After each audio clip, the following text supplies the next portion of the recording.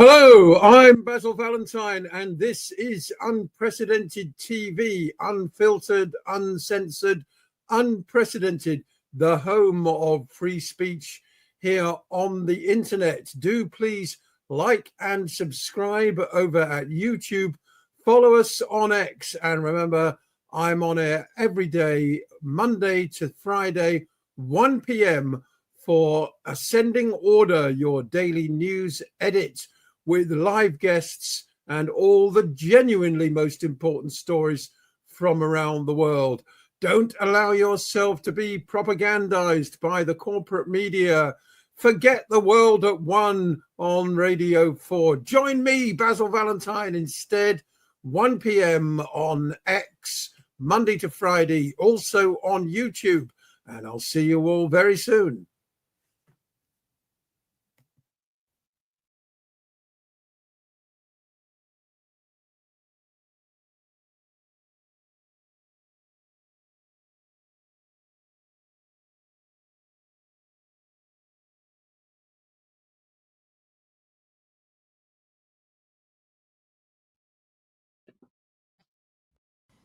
And I'll see you all right now. In fact, welcome to the program today, Tuesday, the 14th of October, 2025. Supposedly, the ceasefire in Gaza is holding. Oh, wait a moment. The Israelis managed to shoot dead 6 people this morning who appeared to approach them in the wrong way. We'll have a look at that a little bit later on. Meanwhile, Keir Starmer got himself humiliated in Sharm el-Sheikh. There's a hilarious clip of that. According to the Daily Mail, he isn't in charge. Instead, a shadowy group of pro-Chinese run by the Permanent Secretary Jonathan Powell is running the country. Who knew? I have a rather different group in mind when it comes to who has their hands on the levers and pulleys of power in Britain. We'll come on to that later. Also later in the program, I'm delighted to say I'm joined for the first time in a couple of weeks by Dr. Frank Romano. Frank, of course, was a key member of the Global Humanitarian Flotilla to Gaza, which I think applied some vital pressure to the international situation at a crucial time and helped get the ceasefire over the line. Lots of details about that to be worked out. The Red Cross are saying that there's problems returning the bodies of the prisoners taken by Hamas and allied groups, the vast majority of whom, of course, were killed, like so many hundreds of thousands of others, in Israeli airstrikes. But let's begin with one of the most bizarre and revelatory speeches ever by an American president. This was Donald Trump yesterday in the Knesset. Broken promises from many other American presidents, you know that. They kept promising. I never understood it until I got there. There was a lot of pressure put on these presidents. It was put on me too, but I didn't yield to the pressure. But every president for decades said, we're going to do it. The difference is I kept my promise and officially recognized the capital of Israel and moved the American embassy to Jerusalem.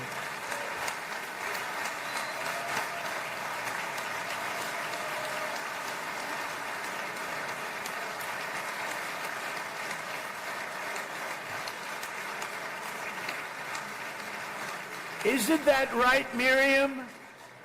Look at Miriam. She's back there. Stand up, Miriam. Stand up. He's referring, of course, to Miriam Adelson, wife of the late casino mogul Sheldon Adelson, who he also references. Miriam and Sheldon would come into the office. They'd call me. He'd call me. I think they had more trips to the White House than anybody else I could think of. Look at her sitting there so innocently. She's got 60 billion in the bank, 60 billion. And she loves, I think she's saying no more. More? Oh, more than 60 billion. How lovely for them. And her husband was a very aggressive man, but I loved him. He was very aggressive, very supportive of me. And he'd call up, can I come over He's and dead see now. you? I say, Sheldon, I'm the president of the United States. It doesn't work that way. He'd come in and do good though. But they Because were he very fought you, Donald, responsible didn't for he? so much, including getting me thinking about Golan Heights, which is probably one of the greatest things to ever happen. Oh, yes, that's right, stealing more land. Isn't that great? Stealing parts of Syria. Miriam, stand up, please. She really is. I mean, she loves this country.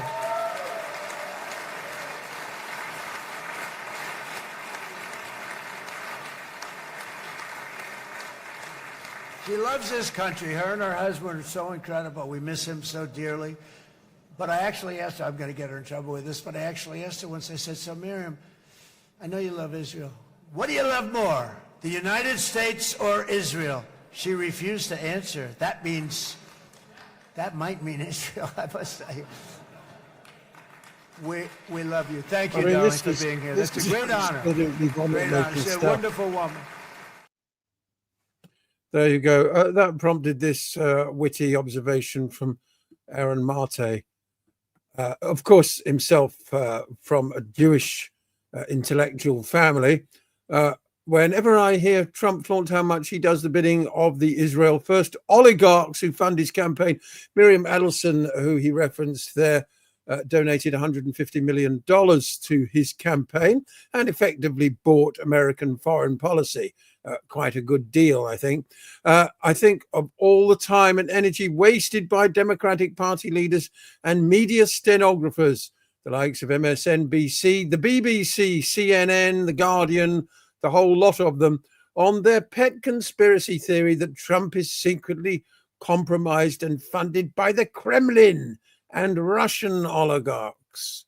Why did every Russiagate cult member chase that mythical foreign influence over Trump and ignore this real one? And that is a very good question.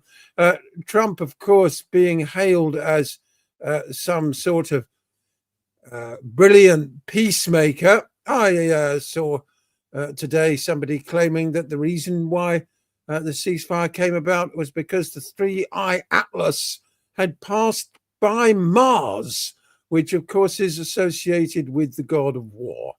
I hesitate to endorse that kind of esoteric theory. Far more grounded is Norman Finkelstein, the Jewish professor and scholar of Holocaust studies and the Middle East. He pointed out some very important flaws in the Gaza peace deal.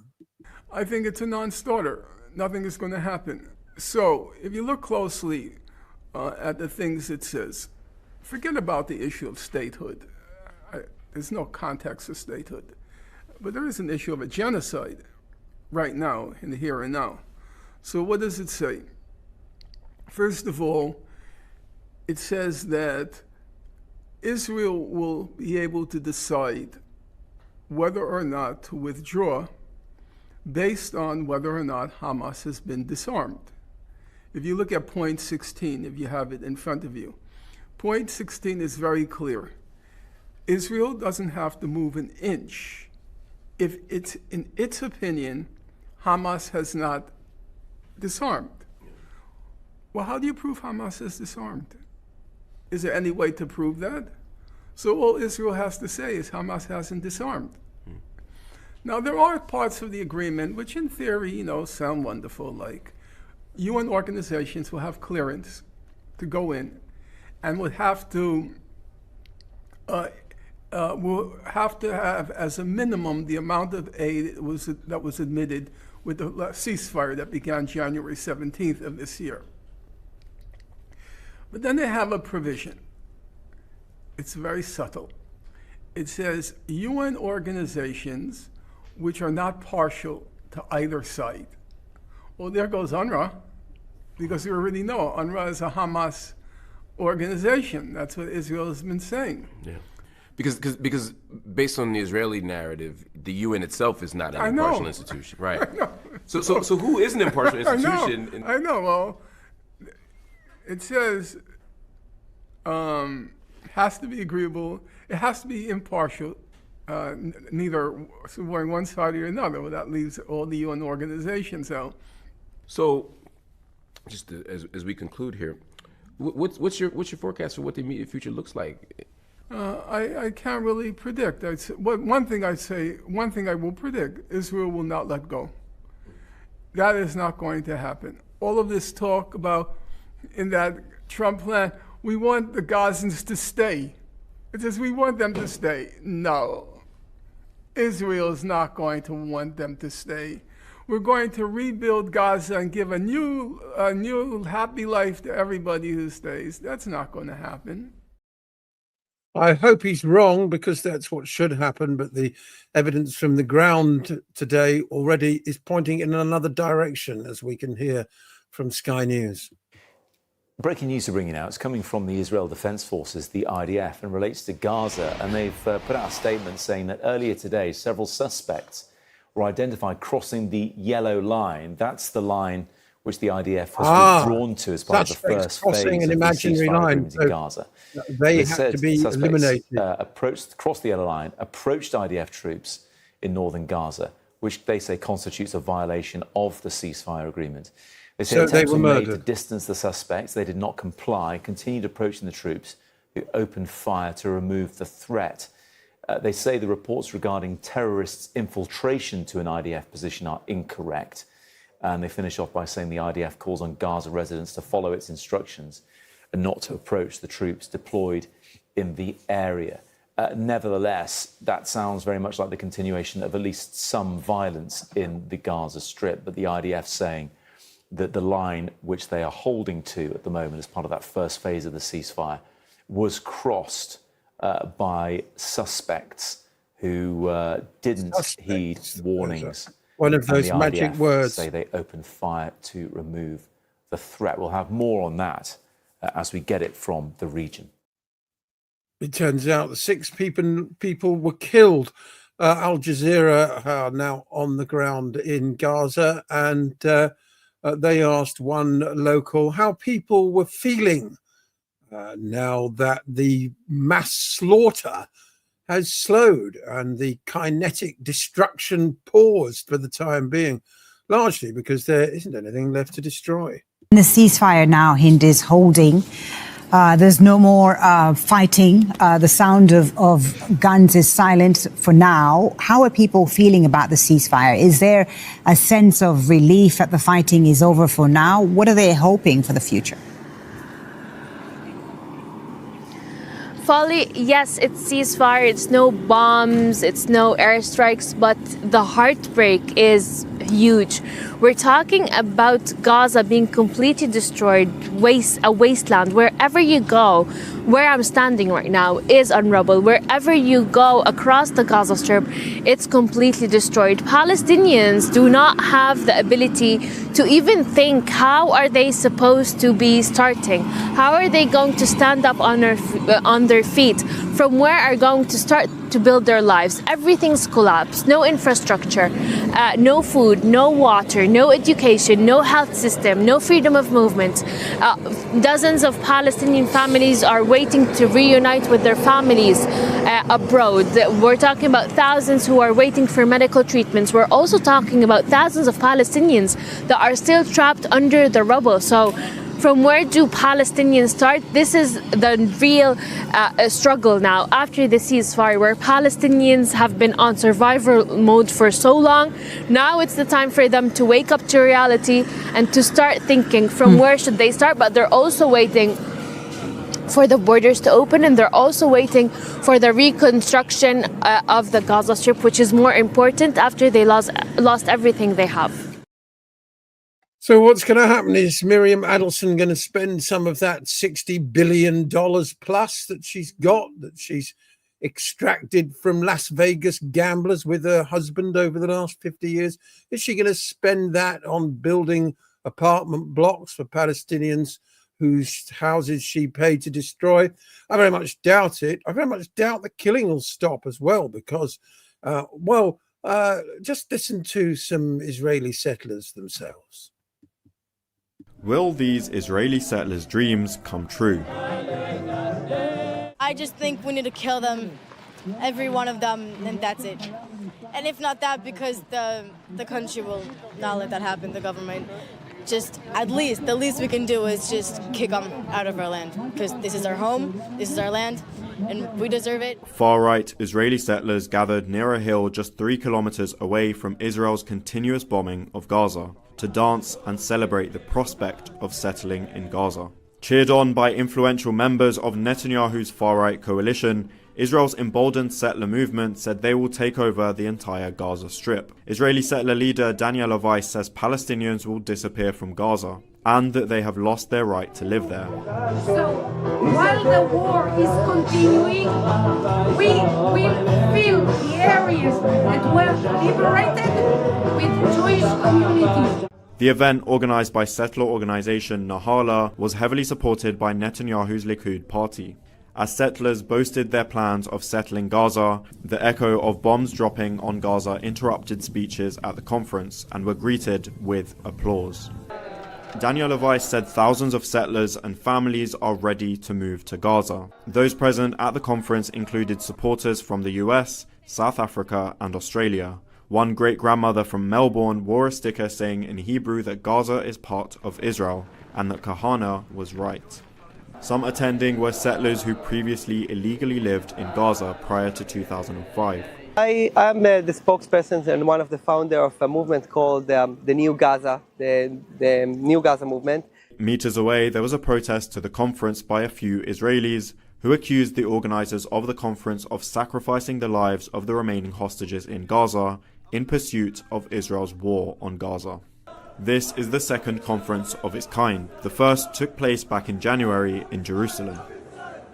Both for idealistic reasons and for practical reasons, I think that having yeshuvim in Gaza and settling Gaza is very important, both security-wise. We saw what happens when there's no settlements, and also just practically. For me, I'm actually driven more by the practical, that there's a need for better housing. There's a need for housing further away from the center that's still accessible. And I've met with various political people in the government, face-to-face in their offices, and there's a lot of latent support, a lot.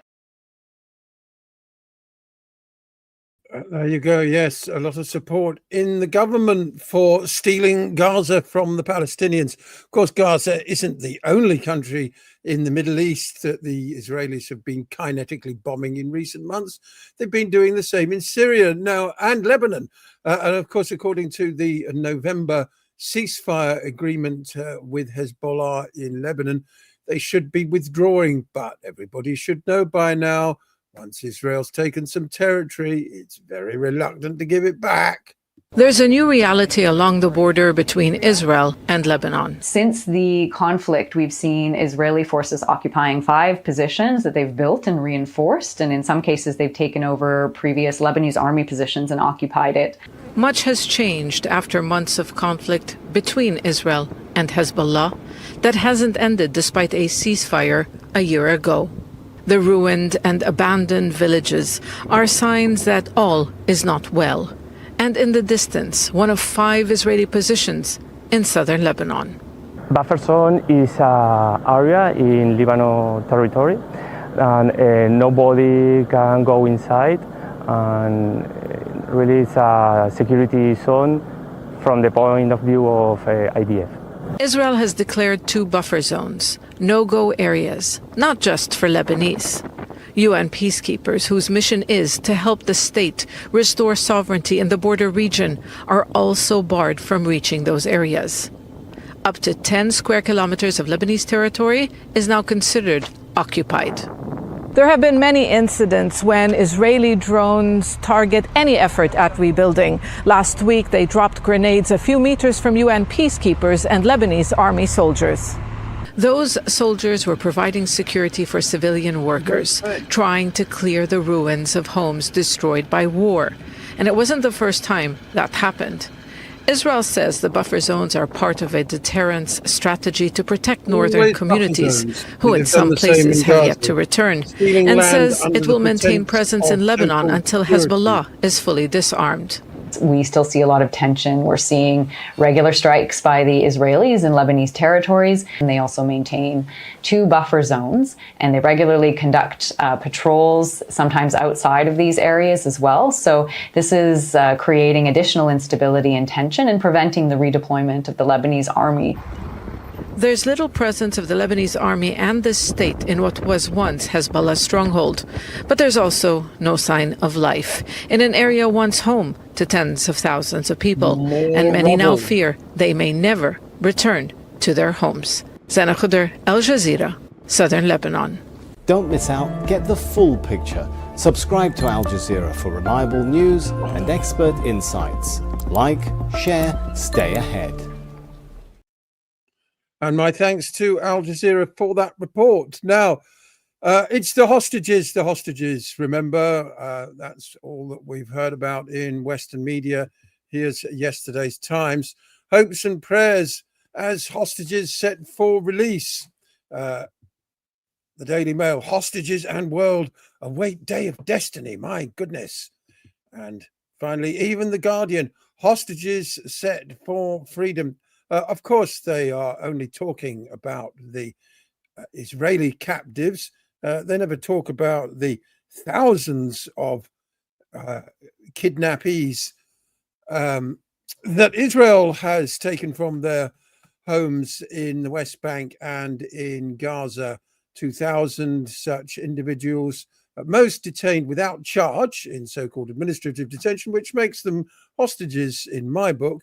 Were released yesterday, and they had some harrowing tales of torture.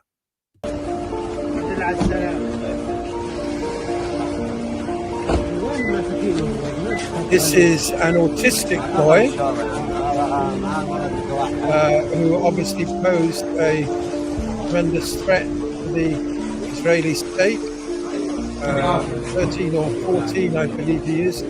He has just spent a year in an Israeli dungeon.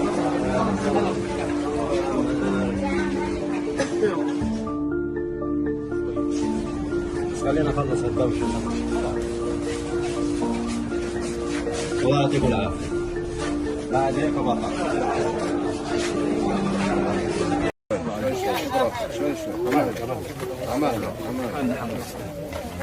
الله يرضى عليكم. بس ثواني خلينا نوصل غار خلينا نقعدوا على مهلك شوي بس شوي بس افتح طريق اسبوعين ان شاء الله. ايوه عند خاله ابو سعيد. حبيبي